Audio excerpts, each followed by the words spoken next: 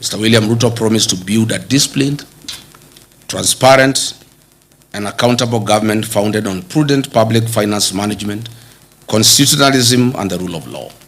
He pledged to reduce the cost of government, manage public debt responsibly, eliminate corruption, strengthen institutions, and uphold the Constitution while protecting the rights and freedoms of every Kenyan. 4 years down the line, the government introduced new tax measures, expanded statutory deductions, implemented changes to public finance management, and undertook toxic borrowing to finance government programs. It also introduced reforms affecting public institutions and the administration of government. Instead of easing the financial burden on citizens, the tax burden has increased significantly. Households have experienced reduced disposable income while facing higher prices for food, fuel, electricity, and other basic commodities. On the debt management, why is this regime in open violation of Article 211 of the Constitution of Kenya 2010 and Section 15(2)(c) of the Public Finance Management Act 2012 that strictly prohibits the financing of recurrent expenditure using debt? Looking back, we know that the Grand Coalition government borrowed an average of 200 billion shillings annually. The Jubilee government of Uhuru Kenyatta borrowed an average of 700 billion shillings annually. This regime of William Ruto borrows an average of 1.4 trillion annually with no corresponding development.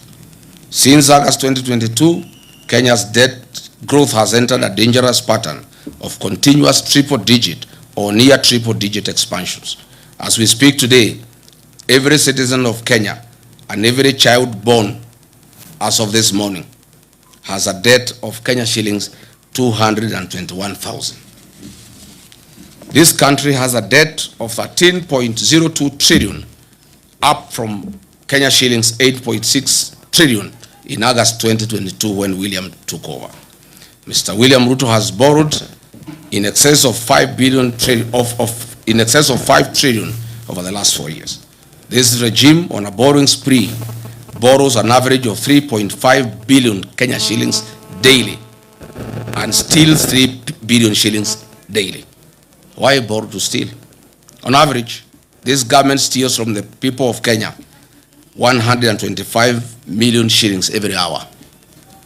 Calculated, ladies and gentlemen, measured against the promise to lower the cost of living, improve access to affordable credit, and strengthen small businesses.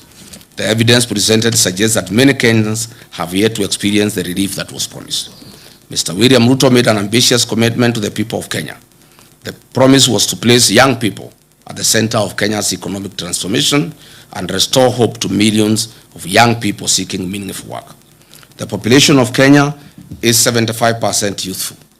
The African Union has long urged African countries to harness this demographic dividend by investing in young people.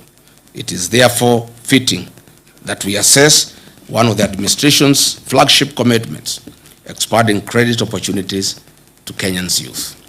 The Kenya Kwanza administration promised to establish a 50 billion hustler fund to provide affordable credit to